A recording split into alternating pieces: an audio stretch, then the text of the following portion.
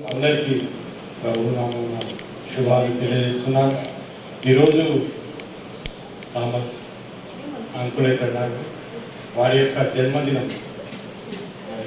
పురస్కరించుకొని కృతజ్ఞత ఆరాధనకు మమ్మల్ని ఆహ్వానించినందుకు వారికి ప్రత్యేకంగా వందనాలు తెలియజేస్తున్నాను. నిజంగా గ్రామీణ పరిచర్యలో వారు అలుపెరుగని పోరాటాన్ని జరిగించిన వ్యక్తి. ఈ జాకారం అనే ప్రాంతానికి మేము మరి తను మమ్మల్ని పిలిచాడు వాక్యం చెప్పడానికి. మరి 7 సంవత్సరాలు 7-8 సంవత్సరాలు అనుకుంటా అక్కడ ముందు ఉన్నప్పుడు ఆ చర్చిలో మరి తను పనిచేసినప్పుడు నేను ప్రభుత్వ ఉద్యోగం చేసుకుంటూ మరి పరిచర్యలో తిరుగుతాను. అయితే వచ్చినప్పుడు ఆ పనిచేస్తుంటే తేళ్ళు భయంకరమైన తేళ్ళు కుప్పలు వచ్చినాయండి. అంకుల్ మేము పనిచేస్తాం ఆ మట్టిల్ని పనిచేస్తా అంటే ఆ తేళ్ళ చూసి ఏం కాదు దేవుడు మనకున్నాడు తోడు అని ఆ తేళ్ళన్నింటి చంపేసి తర్వాత ఆ యొక్క పనులను చేస్తాం. అక్కడ ఫ్లోరింగ్ కానీ ప్లాస్టరింగ్ కానీ ఎలక్ట్రిసిటీ కానీ చాలా చక్కగా చేసినాం. మరి దేవుడు చిత్తము మరి ఇక్కడ కూడా ఒక సంఘాన్ని కట్టిందంటే మరి మరి ఆయన చిత్తం ఏమైందో మనకు తెలియదు. కనుక మరి ఎంతో కష్టపడ్డాడు. గ్రామీణ స్వార్థ అంటే చాలా అది మీ అందరికీ నాకంటే మీకు ఎక్కువ తెలుసు, నాకు తెలిసింది కొంచెమే. కానీ ఒక సంఘటన మీ ముందు చెప్పాలని నేను ఆశపడుతున్నాను. గత 15 సంవత్సరాల నుండి మేము నా సతీమణి తను వృత్తిరీత్యా అడ్వకేట్, నేను R&Bలో సూపరింటెండెంట్. పరిచర్య ఆయా ప్రాంతాలలో మరి పిలిచినప్పుడు దేవుని సువార్తను ప్రకటించడానికి నల్గొండ, ఖమ్మం, ఇక్కడ జాకారం, తర్వాత పరకాల, కరీంనగర్, ఇంకా అనేక ఒక 150-200 సంఘాలను తిరిగినాము దర్శించడం. ఎప్పుడు మేము మా పేరు హెడ్లైట్ కావాలని మేము ఎప్పుడూ కోరుకోలే, కానీ దేవుని సువార్త ప్రకటించాలనేది మా గురి. అయితే ఆ యొక్క క్రమంలో మొన్న అంటే ఇప్పుడు ప్రస్తుతం గట్టిపల్లి సంఘంలో ఒక 2 సంవత్సరాల నుండి పనిచేస్తున్నాము. ఈ యొక్క పరిచర్య ఒక్కొక్కసారి గ్రామీణ పరిచర్య చేస్తా అంటే విసుకొస్తా ఉంటుంది. ఎన్ని పాటలు పాడినా 4 రారు, ఎంత చెప్పినా 50 రూపాయల కంటే ఎక్కువ కానుకలు రావు. తర్వాత ఎంత విశ్వాసంలో నడిపించినా కూడా కొన్ని రోజులు ఉంటారు, తర్వాత వెంటనే పడిపోతాడు. మళ్ళా వాళ్ళని తీసుకొచ్చి మళ్ళా కూర్చోబెట్టి మళ్ళా దేవుని వాక్యాన్ని ధైర్యం చెప్పి వాళ్ళని ముందుకు నడిపించే క్రమము. నిజంగా ఈ యొక్క గ్రామీణ సువార్తలో అంత శ్రమ ఉంటుంది. ఒక్కొక్కసారి అయ్యా ఎందుకు నాకు ఈ శ్రమ అని కూడా కొన్ని సార్లు ఏడుపు కూడా వస్తుందండి. కొన్ని సార్లు మనము ఒకరి పేరు వినుకుంటే కూడా అది పెద్ద తప్పైపోతాయి. ఒకసారి అనుకున్న ప్రాంతంలో నేను చేస్తున్నప్పుడు ఒక పేరు తప్పు, అంటే భార్య పేరు పడ్డది కానీ భర్త పేరు ఆ క్రమంలో పడలేదు అన్నట్టు. అయితే ఆరాధన జరుగుతుంది నైట్. అక్కడి నుండి అతను వచ్చి నువ్వు బయటికి రారా నేను పరిశానే కానీ ఏంటి ఆరాధన జరుగుతుంది, నువ్వు రా అని గుర్తొచ్చాడు. సరే అని నేనేం చేసినట్టే పాట పోయి ఏంటిదయ్యా అంటే నువ్వేమనుకుంటానవా, నీకంటే మంచి పాస్టర్లను తీసుకొస్తా నేను, నువ్వేం చేసినావు, నేనేం చేసినావు ఇది చూడు అన్నాడు.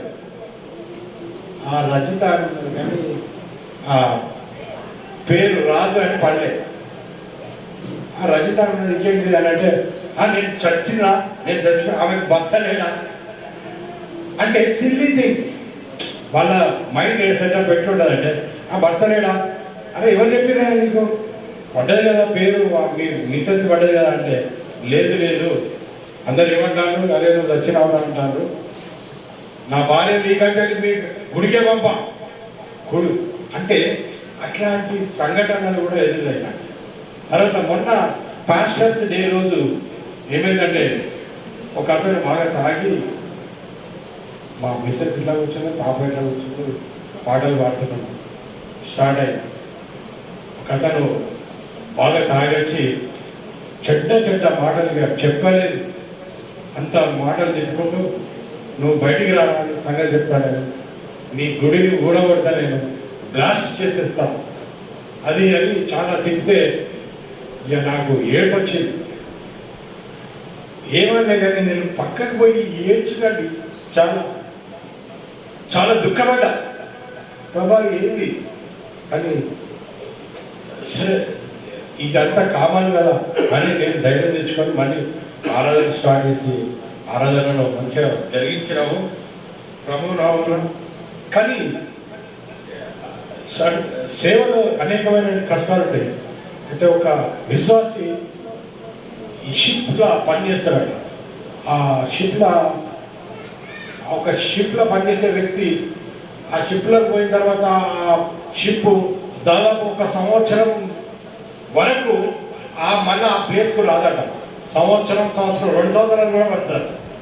అయితే ఆయనకి ఏంటి ఆశ, నేను దేవుడిని ఆరాధించాలి, ఎక్కడ చర్చికి పోవాలి, ఈ చాలా సంవత్సరం అయిపోతుంది, నేను ఇంతవరకు నేను చర్చికి పోలేదు, ఎట్లాగే అయినా బాధపడ్డాను. అయితే నేను ఈసారి ఎట్లయినా పోవాలని ఒక దగ్గర షిప్ వారం రోజులు ఆగిందాను. అయ్యా నేను చర్చికి వేస్తాను, అక్కడ పర్మిషన్ తీసుకొని అక్కడి నుండి ఫ్లైట్లో వేరే కంట్రీకి పోయి అక్కడ ఆరాధన చేసుకొని వచ్చిందట.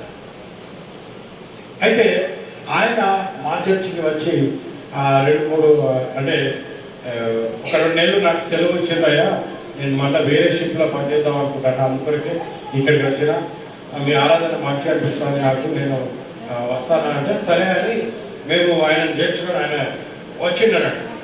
ఈ సంఘటన చూసిన తర్వాత ఆయన ఏమన్నాడు, సాక్ష్యం ఏమొచ్చిందంటే అది పాస్టర్స్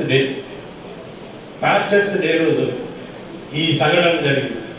అయితే వచ్చిండు, హల్లెలూయా స్తోత్రం హల్లెలూయా అన్నాడు. అంటే అందరి పరిచయం ఏంది ఈరోజు సంతోషమైన దినం, ఎందుకు పాస్టర్ గారికి ప్రోగ్రెస్ కార్డ్ వచ్చిందని పాస్ అయినట్టు అని చెప్పి అందరూ షాకింగ్. ఏంటి? ఎందుకంటే దేవుని పక్షాన పనిచేస్తున్నాడు, ఆ పనిచేస్తున్నాడు కాబట్టి దేవుడు ఆయనకి ఈరోజు ఆయన తిట్టితే ఈయనకు దేవుని ప్రోగ్రెస్ కార్డ్ వచ్చింది. నిజంగా ఒక దుఃఖం వెనుక వెంటనే ఒక దేవుని హస్తం మనకు ఒక ధైర్యాన్ని, నువ్వేమి బాధపడవు బిడ్డ, నువ్వు పాస్ అయినావు, మార్కులు వచ్చినాయని ఆ దాసు ద్వారా చెప్పినప్పుడు నాకు ఎంతో సంతోషం అనిపించింది. అసలు నేను అదిగా నా జీవితం అక్కడి నుండి బయటకు వెళ్ళిన తర్వాత దాన్ని అసలు మొత్తం మర్చిపోయి మళ్ళీ యథా ప్రకారంగా అందరితోని సంతోషంగా మరి సేవలో మరి ముందుకు వెళ్తున్నాను. ప్రియమైన దేవుడు ఇట్లా ఎందుకు చెప్తున్నానంటే గ్రామీణ సువార్త చాలా చాలా కష్టమైనది, ఒక్క పైసా రాదు, మనమే పెట్టాలి. అందుకోసమే నేను ఏమంటానంటే గ్రామీణ సువార్త చేసేవారు గ్రామం మీద ఆ సంఘం మీద ఆధారపడకుండా ఉండాలని నేను కోరుకుంటాను. ఎందుకంటే నేను సొంతంగా నా ఖర్చులతోని మరి ఫ్రీగా సేవ చేసుకుంటూ వారికి ఆపదలు వచ్చినప్పుడు వాళ్ళను వెంటనే నేను వాళ్ళను సహకరిస్తాను. అదేవిధంగా ఎవరి బర్త్డే అయినా కూడా ఎవరు మీరు కేక్ తీసుకొచ్చుకోవాలి, నేనే తీసుకొస్తాను. నేనే వరంగల్ పట్టుకొని నా సతీమణి నేను నా కుమార్తె ముగ్గురము 2 వీలర్ మీద మరి వస్తుంటాం. రాత్రి పగలు ఇంకో సెగ్మెంట్ అలా చెప్పి ముగిస్తాం.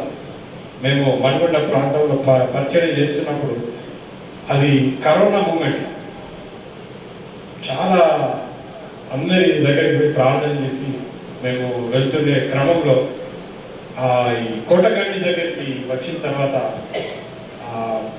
పెట్రోల్ అయిపోయేసరికి బండి ఒకసారి ఆగింది. అంత చిమ్మన్ ఇక్కడ 10:30 అవుతుంది. 10:30 ప్రాంతంలో ఏమైంది అంటే చూసేసరికి పెట్రోల్ అయిపోయిందబ్బా అంటే చలికాలం. సరే అని నడుచుకుంటా వెళ్తున్నాం.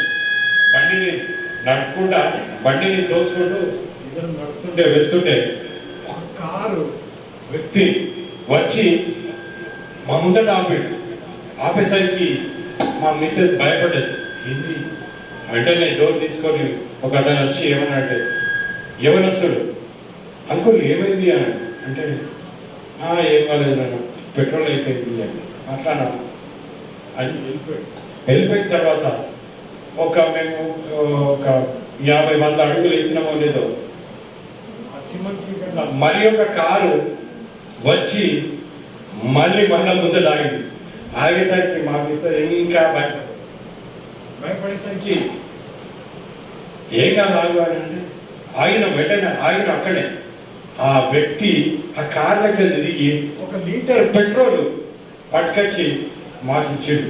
ఎంత సంతోషం అనిపించిందంటే దేవుని కార్యములు మనము మన పూర్వకంగా దేవుని కార్యాలు మనకు మన జ్ఞానానికి అంతే.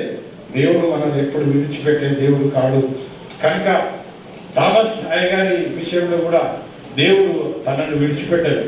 మనం అనేక సార్లు విడిచిపెట్టవచ్చు, కానీ దేవుని ప్రణాళికలో నేను ఉన్నట్టయితే ఆయన విడిచిపెట్టే దేవుడు కాడు. కనుక ఈ సమయం ఇచ్చిన దైవజనులకు ఆలకించిన మీ అందరికీ ప్రభు వందనాలు తెలియజేస్తూ కొద్ది మాటలు ముగిస్తున్నాను. అయ్యగారికి మంచి ఆయుష్, ఆరోగ్యము, శక్తి, బలము దేవుడు అనుగ్రహించి ఇంకా తన సేవలో ముందుండాలని నడిపియాలని వాళ్ళని కోరుకుంటున్నాను. అదేవిధంగా థామస్ అయ్యగారి కుమారుడి గురించి ఒకటే చెప్తా. నేను అనుకోలేదు ఈయన దైవ సేవకుడు అవుతాడని. మేము వచ్చినప్పుడు ఈయన కొత్తగానే అది మోటార్ ఫీల్డ్లో ఉండే ఈయన కొరకు ఏం చేయాలి అల్లుడు, నాకు మామయ్య కాబట్టి మామయ్య అల్లుడు ఏం చేయాలి, మీకు ఒక కారు తీసుకొని కారు పెట్టిద్దాం, కారు ఓనర్ కార్ డ్రైవర్గా చేద్దామని అనుకున్నాడు. తర్వాత ఇంకా అనేక ప్రణాళికలు వేసి చెప్పాడు.